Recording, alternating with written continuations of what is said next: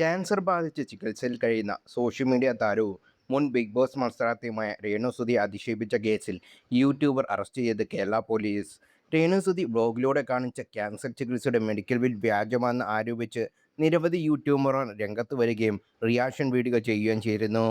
യൂട്യൂബറെ Kerala police കസ്റ്റഡിയിൽ വയ്ക്കുന്ന video രേണുസുതി തന്നെയാണ് തൻ്റെ സമൂഹ മാധ്യമങ്ങളിൽ പങ്കുവച്ചത്. വായിൽ തോന്നുന്നത് വിളിച്ചു പറയുന്നവർക്ക് ഇതൊരു ഓർമ്മപ്പെടുത്തൽ എന്നാണ് നിരവധി പേർ കമൻറ്റിന് ഈ വീഡിയോയ്ക്ക് താഴെ കമൻറ്റ് ചെയ്തത്. അതേസമയം അച്ഛൻ നേരത്തെ മരണപ്പെട്ടതുകൊണ്ടും താൻ ക്യാൻസർ രോഗിയായതുകൊണ്ടും താൻ ഉടനെ മരിക്കുമെന്ന് വിധി എഴുതിയ കുഞ്ഞിൻ്റെ അവകാശം തട്ടിയെടുക്കാൻ ചിലർ നീക്കം നടത്തുന്നുണ്ടെന്നും, എന്നാൽ കുഞ്ഞിന് അങ്ങനെ എന്തെങ്കിലും സംഭവിച്ചാൽ കുഞ്ഞിൻ്റെ അവകാശം തൻ്റെ മാതാപിതാക്കൾക്കും ചേച്ചിക്കാണെന്നും രേണു അടുത്തിടെ വീഡിയോയിൽ പറഞ്ഞിരുന്നു.